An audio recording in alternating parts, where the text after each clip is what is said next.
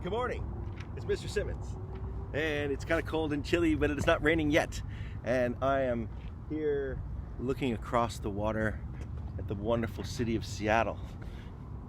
There's even a ferry out there, pretty cool. I love you and miss you, and I hope that you're doing well. I decided today, since you guys probably left all of your learning journals at school, that I would feature one of the riddles so that you can work on these with your brothers and sisters and your cousins and your Aunt Janes and your Uncle Jimmys and your parents. So I'm going to hold this riddle up and you guys can copy it down. You can probably just freeze it and copy down the riddle if you want.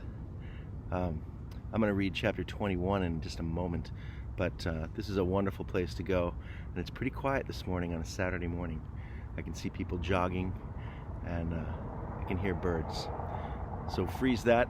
I don't know if it's backwards or not. It looks backwards to me. You might have to spend some extra time deciphering it.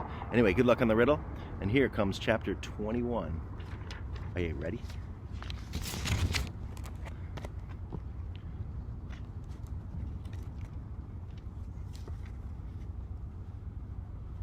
All right.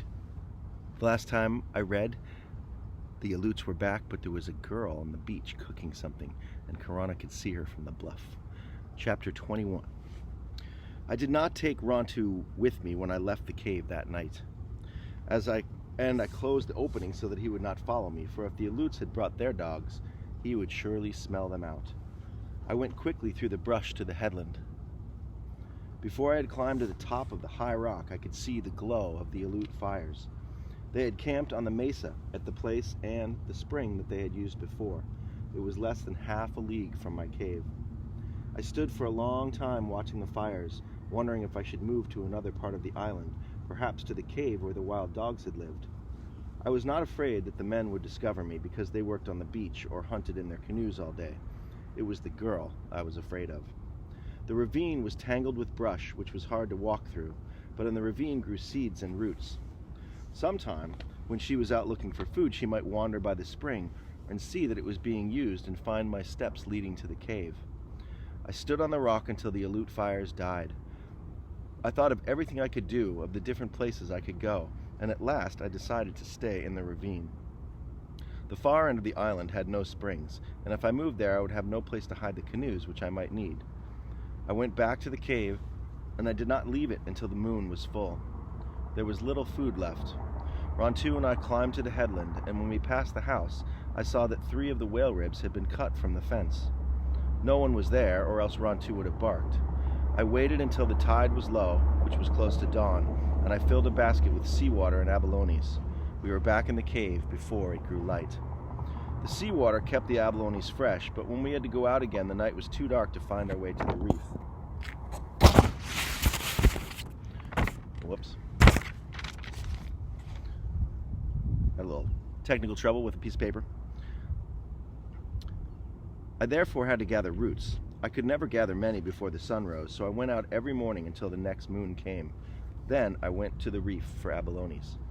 During all this time I saw none of the Aleuts, nor did the girl come near the cave, though I found her footsteps far down the ravine where she had been to dig roots. The Aleuts had not brought their dogs, which was fortunate, for they would have found Rontu's tracks and followed us to the cave. The days were long for Rontu and me. At first he would pace up and down the cave and stand at the opening sniffing through the cracks. I did not let him out except when I was with him for fear he would go to the camp and not come back. After a while he got used to this, and he would lie all day and watch whatever I was doing. It was dark in the cave even when the sun was high, so I burned the small fish that I had stored. By their light I began to make a cormorant skirt, working every day on it. The 10 skins I had taken at Tall Rock were now dry and in condition to sew. All of them were from male cormorants whose feathers are thicker than those of the females and much glossier. The skirt of yucca fibers was simple to make.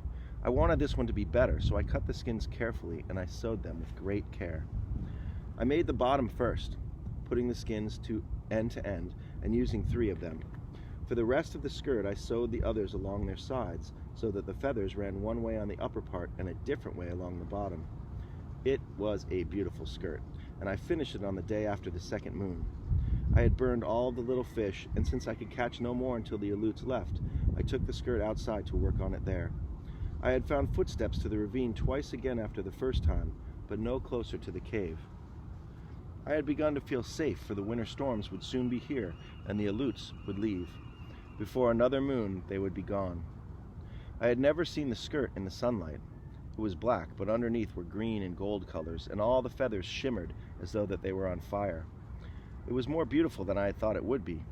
I worked fast now that it was almost finished, yet from time to time I would stop to hold it against my waist. "Rontu," I said, feeling giddy with happiness, "if you were not a male dog, I would make you one too, as beautiful as this one." Rontu, who was sprawled out at the mouth of the cave, raised his head and yawned at me, and went back to sleep. I was standing in the sunlight, holding the skirt to my waist, when Rontu leapt to his feet. I heard the sound of steps.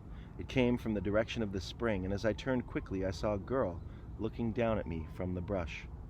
My spear stood beside the mouth of the cave, within easy reach. The girl was not more than 10 paces from me, and with one movement I could have picked up the spear and thrown it. Why I did not throw the spear I do not know, for she was one of the Aleuts who had killed my people on the beach of Coral Cove.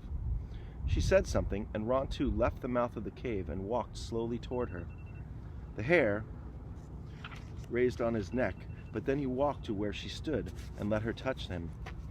The girl looked at me and made a motion with her hands, which I took to mean that Rontu was hers. "No," I cried, and I shook my head. I picked up my spear.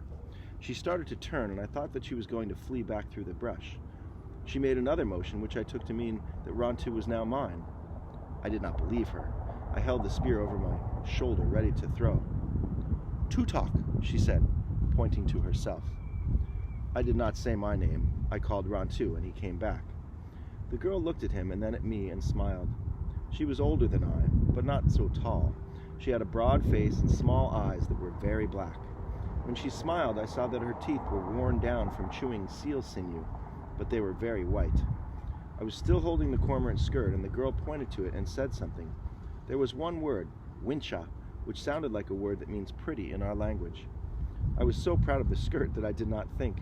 The spear was in my hand, but I held up the skirt so the sunlight could shine on all of it. The girl jumped down from the ledge and came over to me, and she touched it. "Wincha," she said again. I did not say the word, but she wanted to hold the skirt, and I gave it to her. She put it against her waist and let it fall from her hips, turning one way and the other. She was graceful, and the skirt flowed around her like water, but I hated the Aleuts, and I took it from her. "Wincha," she said. I had not heard words spoken for so long that they sounded strange to me, yet they were good to hear, even though it was an enemy who spoke them.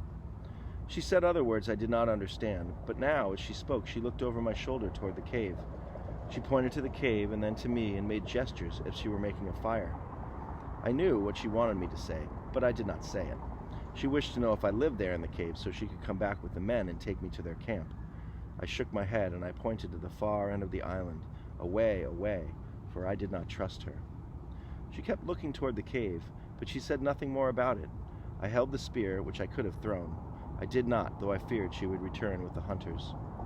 She came over to me and she touched my arm. I did not like the feel of her hand. She said more words and she smiled again and walked to the spring and drank. The next moment she disappeared into the brush. Rontu did not try to follow her, and she made no noise as she went. I crawled back to the cave and I began to pack the things I owned. I had all the day to do it because the men were working and would not return to the camp before night. By nightfall, I was ready to go. I planned to take my canoe and go to the west part of the island. I could sleep there on the rocks until the Aleuts left, moving from place to place if I needed to. I carried 5 baskets up the ravine and hid them near my house. It was getting dark and I had to go back to the cave for 2 that were left. Carefully, I crawled through the brush and stopped just above the mouth of the cave, and I listened. Rontu was beside me, and he listened also. No one could go through the brush in the dusk without making sound, except for someone who had lived in it for a long time. I went past the spring and I waited, and then onto the cave. I felt that someone had been there while I had been away. They could be hiding in the dark, watching me. They were waiting until I went into the cave. I was afraid, so I did not go in, but I quickly turned around, and as I did so, I saw something in front of the cave on the flat rock that I used for a step. It was a necklace of black stones of a kind I had never seen. And that is the end of chapter 21. I will be back from another place. I hope you are all well. I love you and I miss you. Mr. Simmons, out.